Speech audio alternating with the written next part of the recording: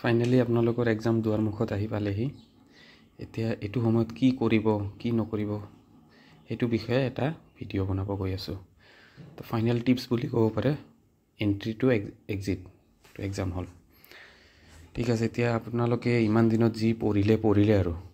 এতিয়া এই একদিনত এক্সট্ৰা কষ্ট কৰি আৰু বিশেষ একো কৰিব নোৱাৰে। এতিয়া আজি যদি আপুনি এক্সট্ৰা কষ্ট কৰি আপোনাৰ শৰীৰটোক ৰেষ্ট নিদি কাইলৈ যদি এক্সামলৈ যায় তেতিয়াহ'লে মেবি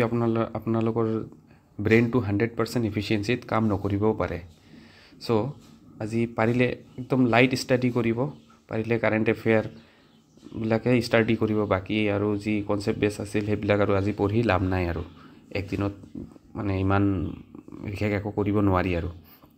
চ' এতিয়া মই এইটো ভিডিঅ' বনাবলৈ কেনেকৈ এলিজিবল হয়, মই এইকাৰণে এলিজিবল হয় যে মই নিজে বহুত এক্সাম দি পাইছোঁ আৰু ফাইনেলি এক্সাম দি মই এটা চেণ্ট্ৰেল গভৰ্ণমেণ্ট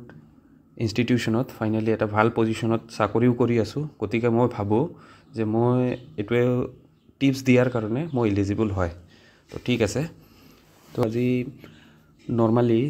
খাই বৈ সোনকালে শুই যাব, আজি ইমান লেট ষ্টাডি নকৰাটোৱে ভাল। তো যাতে আপোনাৰ টোপনিটো ভালকৈ হয়, কাইলৈ ধুনীয়াকৈ টোপনিৰ পৰা উঠি এক্সাম হলত গৈ পাব। এক্সাম হল গৈ পোৱাৰ পিছত আপুনি কি কৰিব, তাততো গৈ পেলাই নাৰ্ভাছ ফিল হ'বই। তো নাৰ্ভাছ ফিল কি কৰিলে নাৰ্ভাছ ফিল নহ'ব, তো সেইটো আপুনি কৰিব লাগিব। মেবি কিছুমান মানুহৰ বেছি মানুহ দেখা পাই নাৰ্ভাছ ফিল হয়, কেতিয়াবা মানুহক পঢ়ি থকা দেখা পাই নাৰ্ভাছ ফিল হৈ যায় যে চবেই ইমান পঢ়ি আছে, মই কমকৈ পঢ়িছোঁ, মোৰ কি হ'ব, এইবিলাক ভাবি আপোনাৰ দিমাগত যিখিনি আছে সেইখিনিও মানে পাহৰি যোৱা যায় সেইটো টাইমত, আৰু সেইবিলাক আমি ৰিকল কৰিব ট্ৰাই কৰোঁ কিন্তু মনত নাহে। তেতিয়া আমি আৰু ভয় খাই আৰু পাহৰি যাওঁ। একচুৱেলি সেইবিলাক আপুনি যেতিয়া এক্সাম হলত বহি যাব, তেতিয়া আপোনাৰ ব্ৰেইনটো ষ্টেবল হ'ব, তেতিয়া এনে মনত আহি যাব। কিন্তু তাৰ আগলৈকে যদি আপুনি মনত কৰিব ট্ৰাই কৰে, মনত একো নাহে। তো সেইটো ষ্টেজ পোৱাৰ পিছত আপুনি মানে ভয় খাই যাব, কি হ'ল, মোৰ একো মনত নাই, মই কেনেকৈ এক্সাম কৰিম। এক্সাম চেণ্টাৰত আপুনি বহুত আগতে আপুনি গৈ পাব, তাত আপোনাৰ এক্সট্ৰা টাইম যিখিনি থাকিব আপুনি পাৰিলে এনেকুৱা এটা চুনচান জেগা এটাত বহি যাব য'ত আপুনি মানুহ ইমান দেখা নাপায়। আপুনি চুপচাপ সেইটো সময়ত পাৰিলে কাৰেণ্ট এফেয়াৰৰ ভিডিঅ' চাব বা এনে কিবা ভাল মটিভেশ্যনেল ভিডিঅ' চাব, বা মানে নৰ্মেলি ইমান মানে চিন্তা কৰাৰ দৰকাৰ নাই। তো যি হৈছে আৰু তাৰপিছত এতিয়া 9টাৰ পৰা এক্সাম আছে, আধা ঘণ্টা বা 45 মিনিট আগত আপুনি এণ্ট্ৰি লৈ এক্সাম হলত ধুনীয়াকৈ বহি গ'ল। তাৰপিছত এনচাৰ শ্বীট আৰু যি কুৱেশ্যন পেপাৰ যিবিলাক দিব এইবিলাক আপুনি ধুনীয়াকৈ যি চাৰ্কলিং কৰিব লগা আছে, যি ফিল কৰিব লগা আছে আপুনি ভালকৈ ঠাণ্ডা দিমাগেৰে ফিল কৰাৰ পিছত তাৰপিছত আপোনাৰ যিটো এক্সট্ৰা টাইম থাকিব 5-10 মিনিট যিটো এক্সট্ৰা টাইম থাকিব, তাত আপুনি ধুনীয়াকৈ চকু মুদি আৰামছে ডাঙৰকৈ উশাহ নিশাহ ল'ব, যাতে আপোনাৰ মাইণ্ডটো ষ্টেবল হৈ যায়। তাৰপিছত যেতিয়া টাইম হৈ যাব আপোনাৰ এক্সাম পেপাৰটো অ'পেন কৰিব পাৰিব। এক্সাম পেপাৰটো যেতিয়া অ'পেন কৰিব তেতিয়া আপুনি ফাৰ্ষ্টতে আপুনি যদি মিক্স কুৱেশ্যন থাকে, যেনেকুৱা যিকেইটা ছাবজেক্ট আছে ইংলিছ, পেডাগজি, মেথছ, চবকেইটাৰ যদি মিক্স কুৱেশ্যন আছে তেতিয়া আপুনি চিৰিয়েলি কৰা ষ্টাৰ্ট কৰি দিব।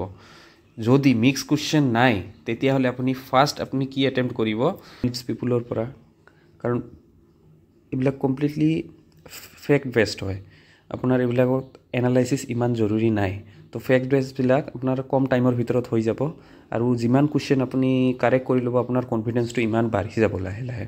চ' এইবিলাকত আপুনি যিটো পাৰিল, নাপাৰিলে আপুনি নেক্সট স্কিপ কৰি যাব এনেকৈ। তাৰপিছত জিকে ষ্টাৰ্ট কৰি ল'ব। তাৰপিছত যদি কাৰোবাৰ যদি মেথছ ষ্ট্ৰং আছে মেথছ কৰিব পাৰে, ইংলিছ ষ্ট্ৰং থাকিলে ইংলিছ কৰিব পাৰে। তো আপুনি কুৱেশ্যন পেপাৰটো একেবাৰতে কমপ্লিট কৰিব ট্ৰাই নকৰিব যে মই একেবাৰে 1 to 140 আমি একেবাৰে ষ্টাৰ্ট কৰি দিম একদম, তেনেকৈ নহ'ব। আপুনি কি কৰিব, 35ৰ এটো চাৰ্কলিং কৰিব লাগে, আপুনি বোলে চাৰ্কলিং কৰি দিলে 36ৰ এটো, তো তেতিয়াতো আপোনাৰ 36ত আপুনি নেক্সট টাইম আৰু যদি তাৰ যদি বি এনচাৰটো যদি কাৰেক্ট হয় তেতিয়াতো আপুনি ৰিচাৰ্কলিং কৰিব নোৱাৰিব, এনেকৈ ৱেষ্ট হৈ যাব আপোনাৰ। তাতকৈ বেটাৰ আপুনি লাহে ধ্যানেৰে কৰিব। আপোনাৰ হাতত এনাফ টাইম আছে, এনাফ ইন দ্য সেন্স মানে আপোনাৰ কুৱেশ্যন আছে 140 আৰু টাইম আছে 150 মিনিট তো 10 মিনিট আপোনাৰ চাৰ্কেলিঙত যাব অভাৰঅল তো প্ৰত্যেকটো কুৱেশ্যনৰ কাৰণে 1 মিনিটকৈ আছে গতিকে আৰামছে কৰিব আৰু সব কুৱেশ্যনতো 1 মিনিট নালাগে আপোনাৰ যিটো ক'লো আছামিজ পিপুল জিকে জিএছ এইবিলাকতো হাৰ্ডলি আপোনাৰ 10-15 ছেকেণ্ডত হৈ যাব যদি পাৰে যদি কৰি দিব পাৰিব নোৱাৰিলে নাই আৰু তেনেকুৱা তাৰপিছত কিছুমান কুৱেশ্যন আছে যিবিলাক এনালাইচিছ কৰিব লাগিব তো সেইবিলাকত মেবি আপোনাৰ অলপ টাইম এক্সট্ৰা লাগিব পাৰে তো ফাৰ্ষ্ট ৰাউণ্ড কমপ্লিট কৰাৰ পিছত চাৰ্কেলিং কৰি দিলে তাৰপিছত ছেকেণ্ড ৰাউণ্ডত আপুনি কি কৰিব যিবিলাকত অলপ টাইম মানে কনজিউমিং হয় তো সেইবিলাক অলপ ট্ৰাই কৰিব তো ছেকেণ্ড ৰাউণ্ডত আপুনি কি কৰিব ছেকেণ্ড ৰাউণ্ডত আপুনি ইচ্ছা কৰিলে এটা কুৱেশ্যনৰ এগেইনষ্টত এটা প্ৰত্যেকবাৰে চাৰ্কেলিং কৰি ল'ব পাৰে কাৰণ সেইটো ছেকেণ্ড ৰাউণ্ডত আপোনাৰ বেছি কুৱেশ্যন নাথাকে তো বেছি কুৱেশ্যন নাথাকে ফাৰ্ষ্ট ৰাউণ্ডতে বেছিভাগ কুৱেশ্যন ওলাই যাব ছেকেণ্ড ৰাউণ্ডত এনেকুৱা কুৱেশ্যন কিছুমান থাকিব যিবিলাক আপোনাৰ এনেকুৱা ফিল হ'ব যে মই পাৰিম এইবিলাক কিন্তু এইবিলাক টাইম কনজিউমিং হ'ব তেতিয়া সেইবিলাক নকৰাই বেটাৰ সেইটো আপুনি থাৰ্ড ৰাউণ্ডৰ কাৰণে থৈ দিব যিবিলাক অলপ এভাৰেজ টাইম ল'ব সেইবিলাক কৰি লওক বাকী যিবিলাক এক্সট্ৰা টাইম ল'ব মানে আপোনাৰ কিছুমান মেথছ থাকিব পাৰে যে এইটো ছাপ'জ মই পাৰিম কিন্তু বহুত টাইম ল'ব তো সেইটো আপুনি থাৰ্ড ৰাউণ্ডৰ কাৰণে থৈ দিব থাৰ্ড ৰাউণ্ডত মানে ছেকেণ্ড ৰাউণ্ড কমপ্লিট কৰাৰ পিছত তাৰপিছত থাৰ্ড ৰাউণ্ডত আপোনাৰ যিবিলাক এক্সট্ৰা টাইম বেছড অন আপোনাৰ টাইম কিমান আছে সেইমতে আপুনি ধুনীয়াকৈ কৰি ল'ব পাৰে তো তিনিটা ৰাউণ্ডত কৰিলে চবতকৈ মানে বেটাৰটো কি হয় আপোনাৰ কিছুমানে যদি ফাৰ্ষ্ট ৰাউণ্ডতে যদি কৰিব যায় তেতিয়াহ'লে কি হ'ব আপোনাৰ হ'ব পাৰে ষ্টাৰ্টিঙৰ 10টা কুৱেশ্যন বহুত টাফ আছে আপুনি তাতে বহুত টাইম কনজিউম কৰি দিলে আপোনাৰ লাষ্টৰ 20টা কুৱেশ্যন বহুত ইজি আছে তো সেইবিলাকত গৈ পাওঁতে আপোনাৰ টাইমটোতো কনজিউম কৰিয়ে ল'ব তো তাতকৈ বেটাৰ আপুনি কমপ্লিট কুৱেশ্যনটো যদি এবাৰকৈ যদি চাই লয় ওপৰে আপুনি অভাৰঅল কুৱেশ্যনটোৰ প্ৰতি আপোনাৰ যিটো আইডিয়াটো হৈ যাব যে কোনটো কুৱেশ্যন টাফ আছে কেনেকুৱা অভাৰঅল পেপাৰটো ইজি নে টাফ সেইটো আপোনাৰ এটা আইডিয়া হৈ যাব আৰু এটা ইম্পৰ্টেণ্ট কথা যে আপোনাৰ দিমাগত কোনো প্ৰিৰিকুইজিট লৈ নাযাব যে মোৰ 140ৰ ভিতৰত 100টা কৰিবই লাগিব 120টা কৰিবই লাগিব সেইটো একো নহয় কাৰণ আপোনাৰ এইটো নেগেটিভ মাৰ্কিঙৰ পেপাৰ হয় তো মেবি আপোনাৰ এনেকুৱা হ'ব পাৰে যদি কুৱেশ্যন যদি টাফ আহে তেতিয়া আপোনাৰ 70টা এটেম্প্ট কৰিও আপুনি হৈ যাব পাৰে আপোনাৰ আৰু যদি কুৱেশ্যন যদি ইজি লেভেলৰ হয় তেতিয়া আপুনি 100+ কৰিও আপোনাৰ নহ'ব পাৰে গতিকে আপুনি দিমাগত একো নাৰাখিব আপুনি যি পঢ়িছে আপুনি সেইটোত কনফিডেঞ্চ থাকক যে মই সাফিচিয়েণ্ট পঢ়ি গৈছোঁ তো মই যিটো পাৰিম সেইটো কৰিম তো আপুনি এক্সট্ৰা আৰু টুক্কা মাৰিব ট্ৰাই নকৰিব আৰু এটা কি হ'ব যে কুৱেশ্যন এটা কৰাৰ সময়ত সেইটো ভালকৈ চাই ল'ব যে হয় দিয়া আছে নে নহয় কেতিয়াবা এনেকুৱা হয় কুৱেশ্যনটো আমি উত্তেজনাত এক্সামৰ প্ৰেছাৰৰ কাৰণে আমি কেতিয়াবা দিয়া থাকে হয় আমি পঢ়ি লওঁ নহয় তো গতিকে তাৰ এগেইনষ্টত আমি নহয়ৰ কাৰণে যিটো এনচাৰ আছে সেইটো আমি টিক কৰি দিয়া হ'ব তো এইবিলাক চিলি মিষ্টেকবিলাক নকৰিব এইবিলাক মানে কেতিয়া হ'ব আপুনি যদি বেছি খৰধৰ কৰে তেতিয়াহ'লে আপোনাৰ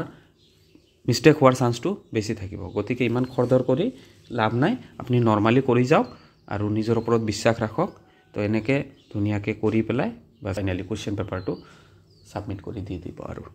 যদি কোনোবা এটা কুৱেশ্যন ছাপ'জ চাৰ্কেলিঙত হওক বা কিবা এটা যদি ভুল হৈ গ'ল তাৰ কাৰণে আপুনি মানে এক্সট্ৰা টেনশ্যন নল'ব কাৰণ সেইটোৰ প্ৰভাৱ নেক্সট কুৱেশ্যনতো পৰিব পাৰে যদি কিবা কাৰণত যদি ভুল হৈ গ'ল লেট ইট গ' এইটো যাব দিয়ক এইটো ভুল হৈছে আৰু এইটো আপুনি একো কৰিব নোৱাৰে তো আপুনি সদায় এক্সাম হলত আপুনি ট্ৰাই কৰিব যে সদায় পজিটিভ থকাৰ ট্ৰাই কৰিব কাৰণ এইবিলাক একদিনৰ এক্সামৰ এইবিলাক মানে খেলটো বেলেগ ধৰণৰ এইবিলাক কিছুমান মানুহৰ বহুত নলেজ থাকিব পাৰে কিন্তু সেই এক্সামৰ দিনা সেই মানুহজনৰ লাক ইমান কাম নকৰিব পাৰে সিদিনা হয়তো তাৰ দিমাগটো ইমান 100% এফিচিয়েঞ্চিত কাম কৰা নাই বহুত কিবা কিবি ফেক্টৰৰ কাৰণে তো সিদিনা সি চাকৰিটো নাপাবও পাৰে সেইকাৰণে এইবিলাক মানে বৰ্ডৰ এক্সামৰ নিচিনা নহয় তো এইবিলাক আপুনি গোটেই বছৰটো যি পঢ়িছে সেইটো কমপ্লিটটোৰ ৰিজাল্ট একদিনত 2 ঘণ্টা বা 3 ঘণ্টা যি এক্সাম ডিউৰেশ্যন থাকে সেইখিনিৰ ভিতৰত আপুনি মানে আউটপুটটো দিব লাগিব গতিকে তো ঠিক আছে বেষ্ট অফ লাক